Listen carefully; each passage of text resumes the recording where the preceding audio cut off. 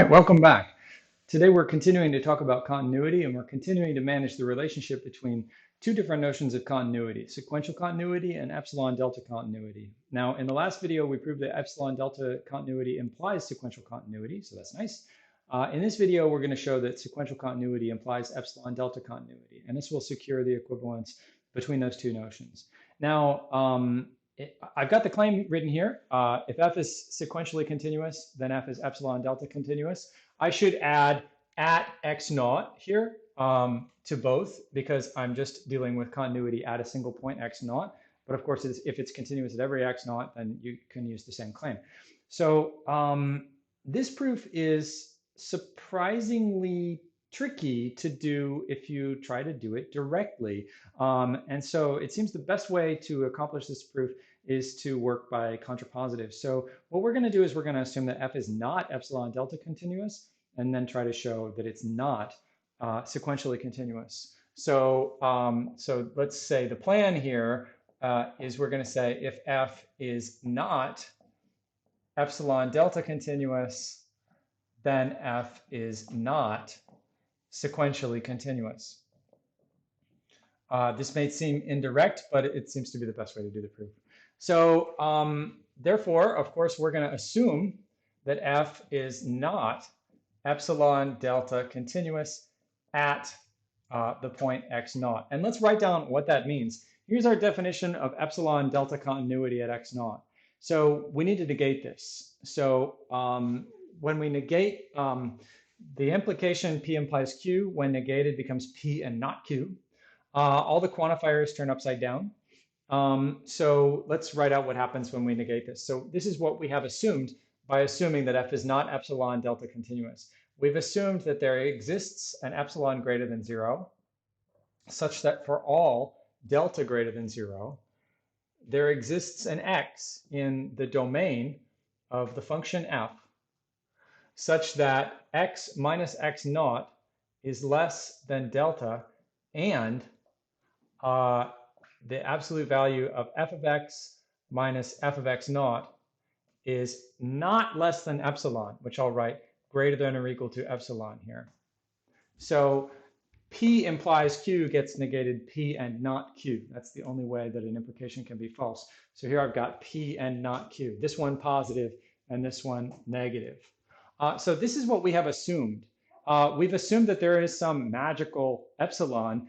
Like this is an existential statement about epsilon. There is some positive epsilon which makes everything go haywire. And so I would like to, just so that you understand what's happening in this proof, I'd like to draw a sketch of what might be happening here. So we have a point x naught here. So let's say x naught might be here, right? And then we have a function, and we're not quite sure what its graph looks like. And we have a point f of x naught. And then there is this value of x of epsilon. And the epsilon itself is problematic. It might be small, it might be large, but because I want this to be a visible diagram, I'm going to draw epsilon to be a large value here, above and below by approximately the same amount here. And my picture is a little asymmetrical, so let's draw it above and below by approximately the same amount. There is this epsilon window here, epsilon up and epsilon down, so that, what does this mean? Whenever you choose a delta window around x naught, now a delta window would be this way. Whenever you choose that delta window, then something happens. There exists an x somewhere in the domain. So there's another value. It's not x naught, but there's some value x. What does this tell us about x? It means that x is pretty close to x naught. It means that it's somewhere in this delta window here, somewhere in the interior of this window here. So somewhere in here, then, so there's some value x somewhere in this range, so that this is true, but also f of x minus f of x naught is greater than or equal to epsilon. So it's not going to fall within this epsilon window. So the only point in my picture that would do that would be this point x here. But what's strange about this is there's this one single value epsilon, and then no matter how you choose the delta, even if I choose a very small value of delta, so that I get a very small value here and a very small window here, somewhere in this window, there will be points on the graph, like here, for example, that are close to x naught in their x value, but far from f of x naught in their y value. And so that's what it means to fail epsilon delta continuity. Now, what is our goal here? Our goal is to show that f is not sequentially continuous. Now, what does it mean to be not sequentially continuous? It means there is some sequence, and we'll call it an, with the limit of an is equal to x naught, but I'm negating this condition here, right? Whenever this, then this. So the only way this can be false is if we have a sequence that has this property but lacks that property. So the limit of an is x naught, but the limit of f of an is not f of x naught. Now, we should be really careful here. When we say the limit of f of an is not f of x naught, what we really mean is that this condition is false. This condition includes within it the existence of that limit and the fact that the limit is f of x naught. So what we really mean here when we say that it's not equal to is we mean either it doesn't exist or it exists, but it's not equal to the right number, right? Because this statement of equality entails both existence and equaling the right number, then its failure really means a failure of either of those things. So basically what this means is either the limit doesn't exist or it does exist but equals the wrong value, equals something other than f of x naught. So what makes this tricky is now we have to sort of out of nothing produce this sequence an, and it's not obvious how to do that. But we're going to do it by pulling together the x's that are guaranteed to exist for each delta in this statement, and that's going to be our strategy. So so this is what we've assumed here. Now I'm gonna refer to epsilon here. So choose. So let's say fix epsilon greater than 0 in the statement above. So not epsilon delta continuous. And then for any delta, I can get an x value. So that's actually a little bit too much freedom. I don't need an x value for every different value of delta. What I'm going to do is I'm going to produce some x values for certain interesting values of delta, in particular the reciprocals of the integers, because I'm trying to make a sequence. I'm trying to make a sequence an. And so for each value of n, I'm going to sort of invent a delta that I like, and then I'm going to choose an x value on the basis of this. So I've fixed the epsilon, and then I'm going to leverage this for every delta there exists in x. So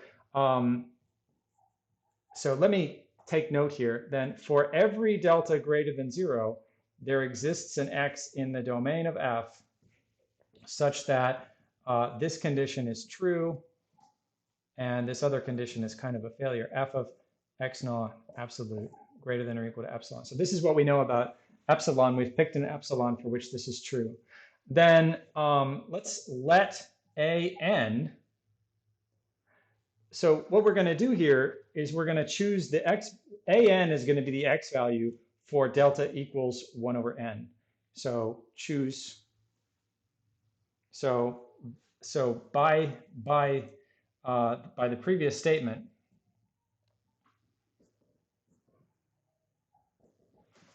choose x. No, so choose an. Choose an for delta equals 1 over n for each n. So in other words, I'm going to invoke this statement. This statement says whenever you have a delta, there is going to be an x, and that's going to be true. So I'm going to invoke this statement for delta. But I'm not just going to do it once. I'm going to do it for delta equals a half. That's when n equals 2. For delta equals 1, that's when n equals 1. For delta equals a third, that is when n equals 3. I'm going to invoke this statement, and I'm going to get a whole bunch of x's, right? I'm going to get an x for delta equals a half. I'm going to get an x for delta equals a third, and I'm going to call those x's the an's.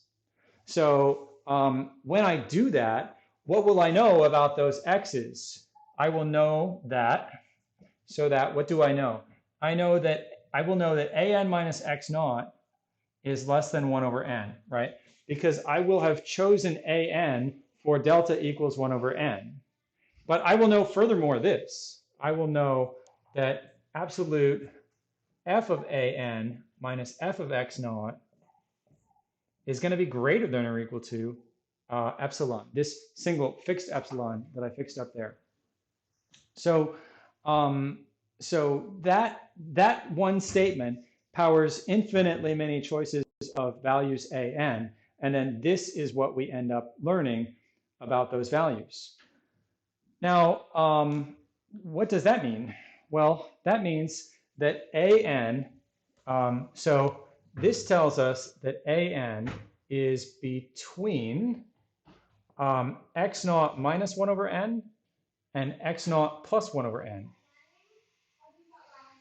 Now, okay, who cares? Well, if an is between this and this, think of this as a sequence depending on n, and this is a sequence depending on n, and this is this mysterious sequence that we just constructed, which depends upon n. Well, this sequence converges to x naught, and this sequence converges to x naught, and therefore by the squeeze lemma, this sequence in the middle also converges to x naught. So this tells us that the limit of an is equal to x naught. This is good news because it's half of what we require from our counterexample. We are looking for, so what's our goal? We're trying to show that f is not sequentially continuous. We're looking for a sequence which actually does converge to x naught, but the f of that sequence doesn't converge to f of x naught. Okay, so let's deal with this statement next. Now, what do we know about these sequences? We know that for all n, so notice, so this is true for all n. For all n in the naturals, the absolute value of f of an minus f of x naught is going to be greater than or equal to epsilon. And if that's true, then it certainly can't be the case that for all n greater than some cap n, it's less than epsilon, right? We would need it to be less than epsilon for all n greater than some cap n if it were going to converge. And so, so f of an might converge, but it definitely doesn't converge to f of x naught. So thus, what we know is the limit of f of an is not equal to f of x naught. And so now when I say that it's not equal, I don't mean to presume that that limit exists. I haven't shown that that limit exists. Kids are playing with the doorbell. So I haven't shown that this limit exists, but I have shown that if it exists, it's not equal to f of x naught, which is all I really need to do because I need to contradict the statement that the limit exists and equals f of x naught. So it either fails to exist or exists and fails to be f of x naught. So this demonstrates that this sequence f of an does not converge to f of x naught. So what have we got? We've got a sequence an converging to x naught, but f of that sequence doesn't converge to f of x naught. And that means that f is not sequentially continuous. And so this one sequence gives us a counterexample to sequential continuity. So f is not sequentially continuous. So we took a function which was not epsilon delta continuous, and we demonstrated that it was not sequentially continuous. And so if you turn that around contrapositive, if f is sequentially continuous, then it's epsilon delta continuous, and that supports this claim. So that is, that's a very happy situation. That means finally that the two different notions of continuity that we've defined so far are logically equivalent to each other for all functions and at all points x naught. And therefore, we can drop the refined language of sequentially continuous and epsilon delta continuous, and we can simply define a function to be continuous if it satisfies both of these definitions. So let me add that definition, and we will officially change our language that way. And then we'll be back to a more standard use of language here. So let's get away from the non-standard use of language by introducing the next definition. So we say f is continuous. Well, since I'm defining the word continuous, let's not abbreviate it. So we say f is continuous at x naught if it is epsilon delta continuous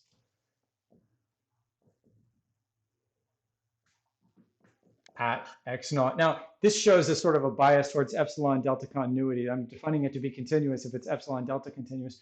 But at this point, so at this point, it doesn't matter.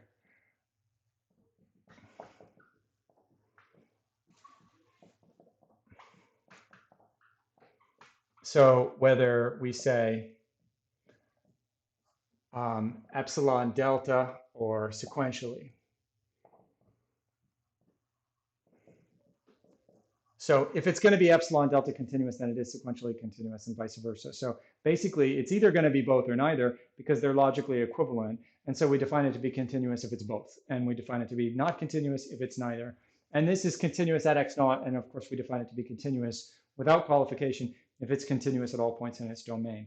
So that's our official definition of continuity. And that's a more standard language. When you hear people say this function is continuous, they don't always qualify it sequentially or epsilon delta continuous because they don't need to, because those things are equivalent to one another. And that takes us to the definition of continuity.